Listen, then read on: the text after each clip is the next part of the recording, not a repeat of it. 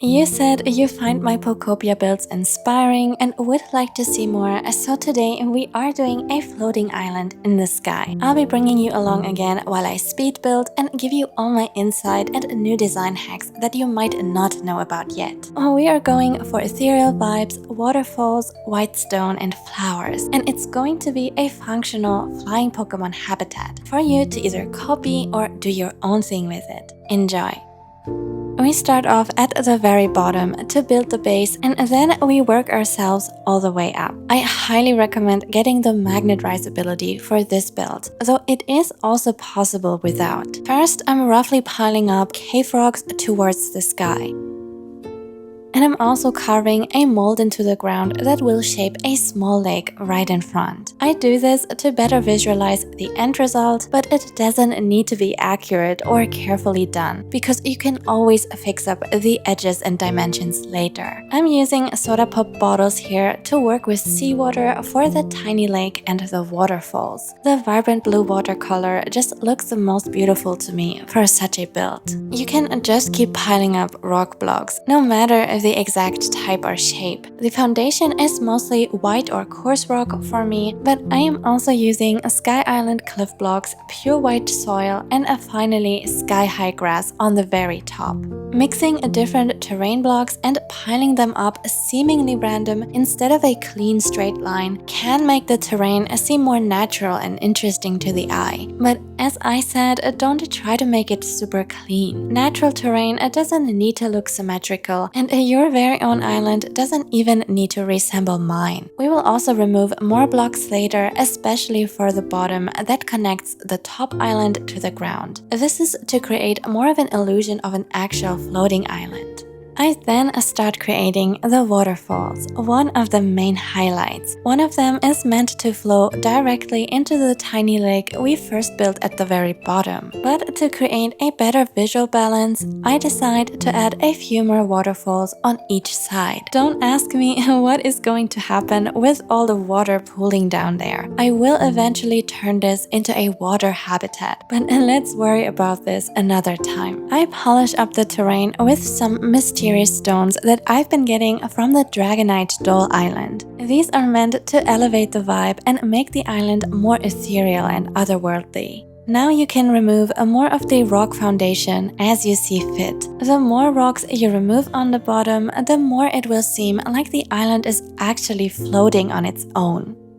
On the top of the island, I imagine a small stone building, a ruin of sorts that also acts as a habitat. Only for now, I am using the stylish stone bricks that you can get from the shop when you level up the Bleak Beach. But you can also pick a different stone type and dye it in another color later on.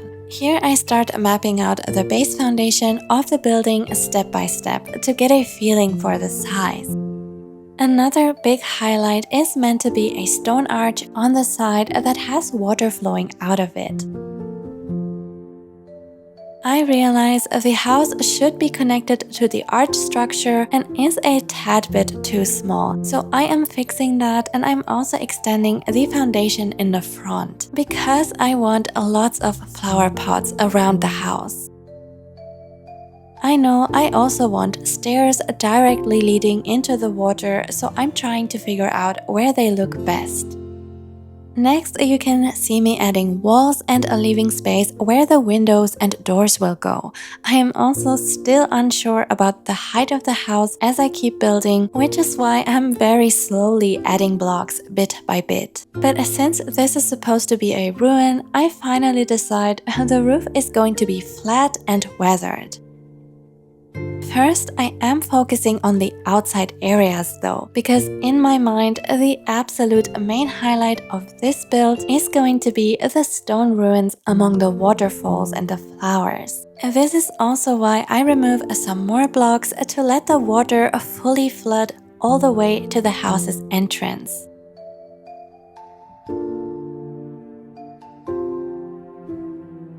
Marble pillars and DIY flower planters were also very high on my priority list. So here are some more variations of flower pots that you can easily achieve with some wooden panels or marble pillar elements. We are also adding more pink bushes, white skyland flowers, and a pink skylands grass for the mystical fantasy vibes. I was originally thinking of pastel blue and white for the main colors, but I will admit that I simply found it a hassle to grind for blue flowers. But all the pink is very cute as well.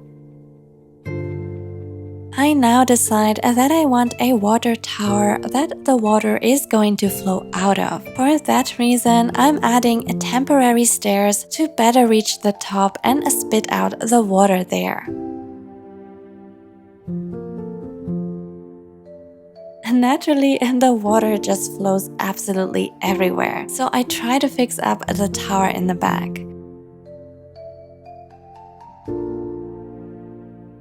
The front looks exactly how I envisioned it, except the stone stairs kind of break the water flow, which is why I finally decide to remove them. I also choose a different texture for the house foundation, and then I try to add more variation and details to the whole water mess, like some sand blocks and vegetation, to make the front look a bit more interesting. Finally, my beloved vines will go everywhere this time too. It just really fits the ruins vibe. I also add some dense vines by holding the button on my powered up leafage move, and I relocate them with magnet rise. Also, stairs leading into the water. We add moss, a water fountain, and even more greenery. And yes, another DIY marble planter. The roof is going to be made out of wooden planks instead of proper blocks simply for the vibes. I also dye my front door blue. You will see more blue later as well. I love my overgrown roofs. I hope you're not tired of seeing them, but extra flowers, moss and vines really make it seem like nature is reclaiming its territory.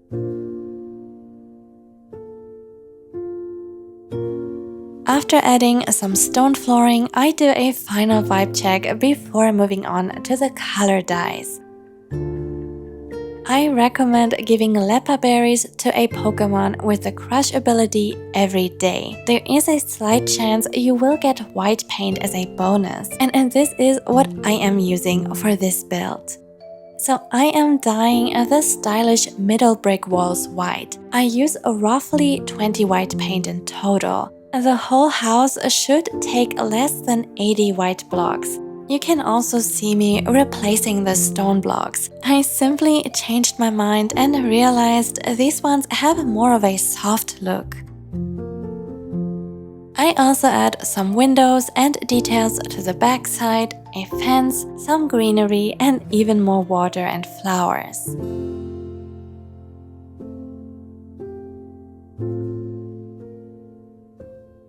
For the interiors, I go with a mix of blues and white. I find the light blue very fitting for the sky theme. It is a bit narrow in there, but it is still cozy.